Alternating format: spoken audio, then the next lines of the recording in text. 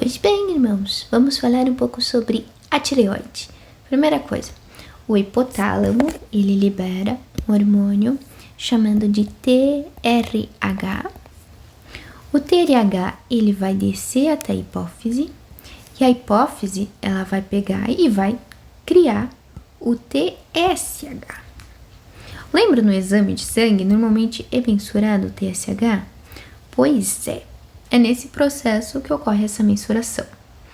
O que acontece é que o TRH, ele vai para a parte anterior da hipófise, que é chamada também de adenohipófise. E é na adenohipófise que é produzido os hormônios regulatórios das glândulas. Aqui a gente tem a neurohipófise. A neurohipófise é essa estrutura aqui.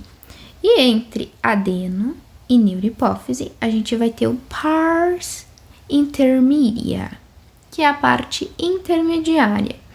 A parte intermediária, ela também produz um hormônio chamado de MSH, eu sei que não tá bem legível, mas enfim, que é responsável pela regulação da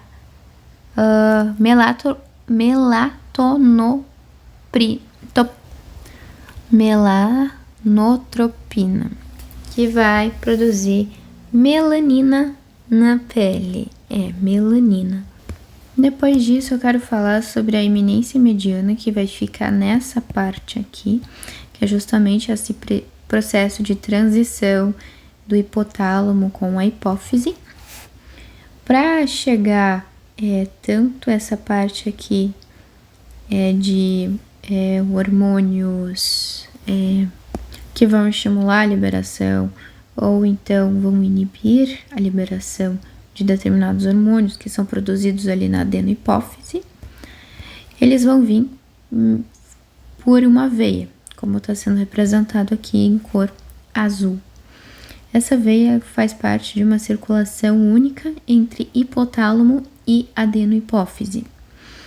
Por isso, ela vai ter um nome de vênula portal, porque, de certa forma, ela vai lembrar os sinusoides lá do fígado, e também ela é uma circulação única, ela não se expande para outros lugares, é como se fosse do intestino até o fígado, ela não vai além, né?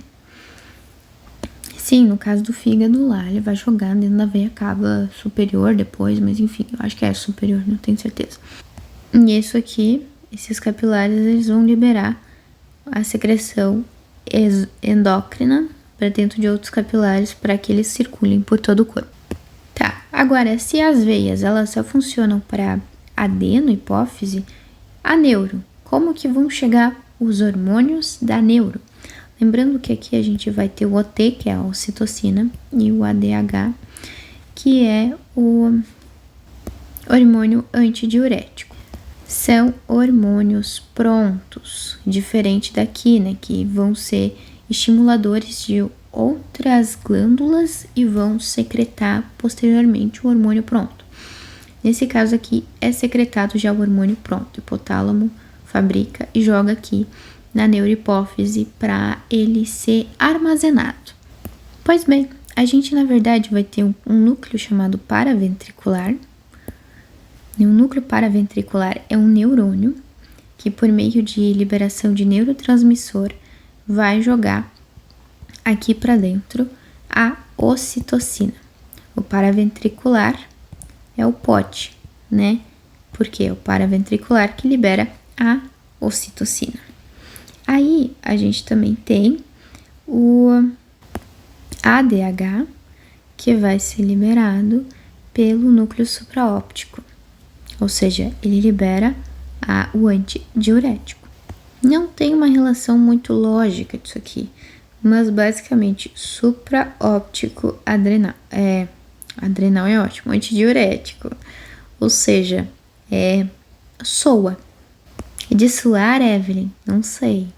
E além disso, a gente pode ter mais não é exatamente um núcleo, mas uma inervação que vem daqui e se despeja justamente aqui na nossa eminência mediana, que é o que vai regular a passagem ou não de todo esse aglomerado de gente aqui para baixo. Voltando à parte da tireoide, a gente vai ter aqui em cima, né, no hipotálamo, lembrando que isso aqui é o encéfalo, né? No hipotálamo, a gente vai ter o quê? A liberação do TRH, que ele é um liberador de tireotrofina, que é basicamente aquilo que vai estimular a nossa tireoide, né? A tireoide não, o tireotropos, os tireotropos que estão aqui na nossa adenohipófise a liberar TSH, e o TSH que vai atuar na liberação de T3 e T4, que são os hormônios da tireoide. Ai, Evelyn, mas eu vi em algum lugar que tem mais um, chamado de calcitonina. Tem, sim, a calcitonina, que regula principalmente a entrada de cálcio dentro dos ossos da tireoide. Agora nós vamos para a tireoide, especificamente para uma parte de um folículo tireoidiano. Como a gente consegue ver, ele é abraçado por um vaso sanguíneo. E ele vai ter aqui algumas estruturas, que são as células C.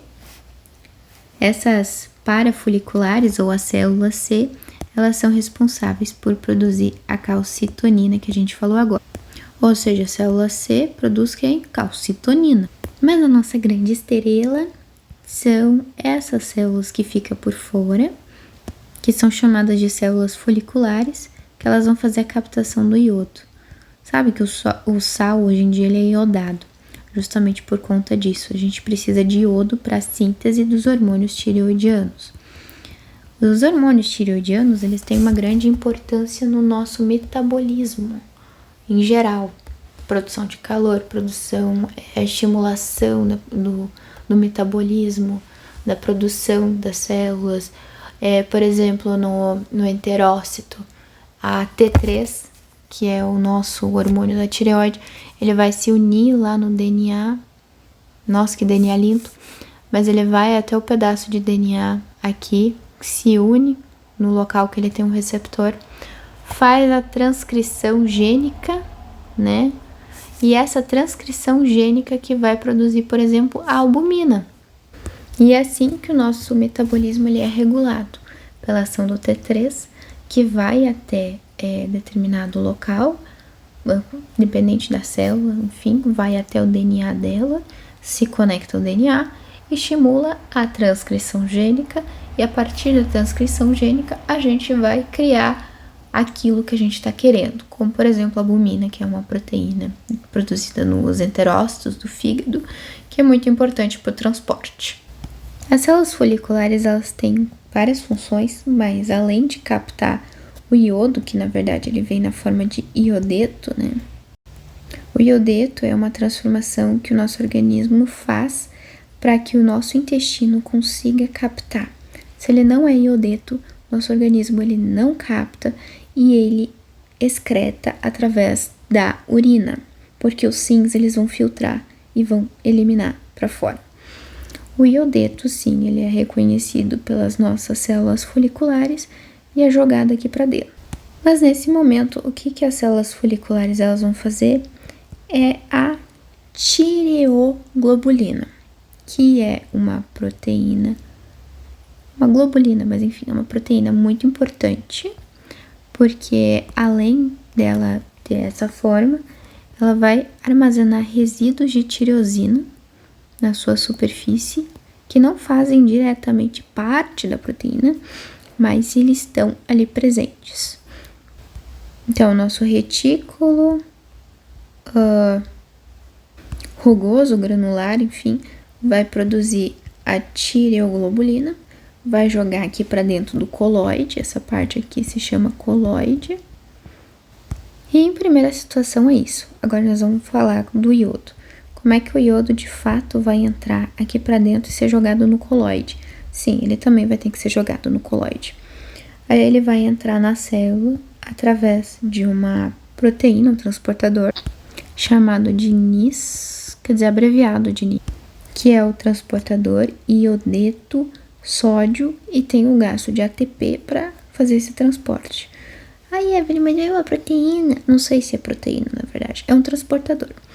Só que daí o que acontece nesse transportador? Que possivelmente é uma proteína por causa da bicamada lipídica. Ele vai gastar ATP justamente porque a concentração do lado de fora de iodeto é muito menor do que a concentração aqui dentro. Logo, ele vai ter que gastar ATP porque ele está indo contra o gradiente de concentração.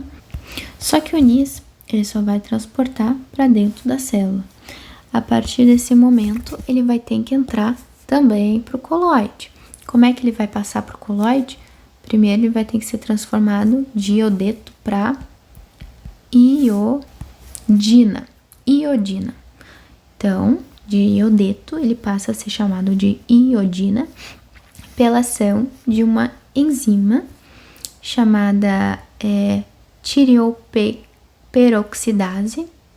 Essa é a enzima das enzimas de todas as reações, então não tem como não saber que é justamente a tireoperoxidase. Transformou em iodina. O que acontece depois?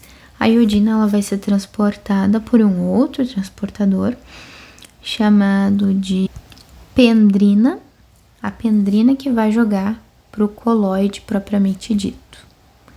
Agora sim, temos iodina aqui dentro e as TGs, né, que é a tireoglobulina, com as suas tiroxinas. E a partir desse momento a gente vai conseguir produzir ou o T3 ou o T4. O que a tireoperoxidase faz aqui no coloide? Ele vai pegar uma TG, uma tireoglobulina, e vai acrescentar numa tiroxina o iodo, a iodina. Nesse caso aqui, ele formou um MIT, que é um mono alguma coisa, não lembro especificamente o que é.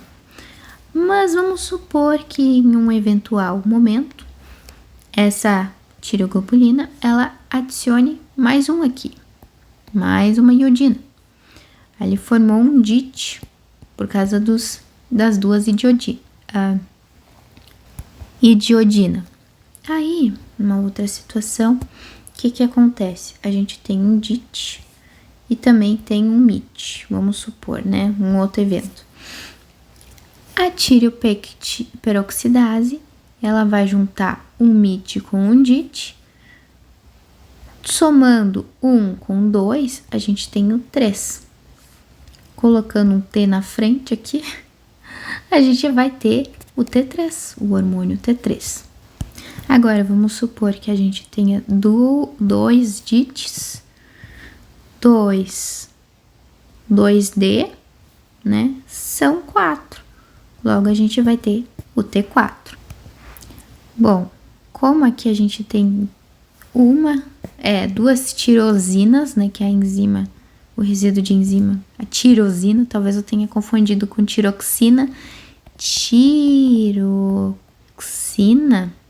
é o T3.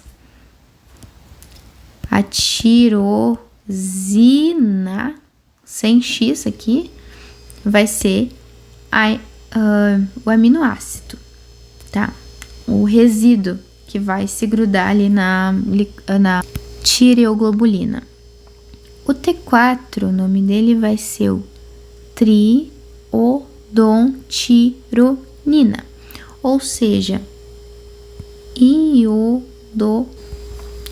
tem a idontina, nironina, para fazer uma reflexão aqui ao aminoácido, né?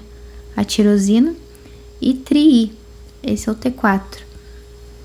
Ele tem um nome diferente da tiroxina.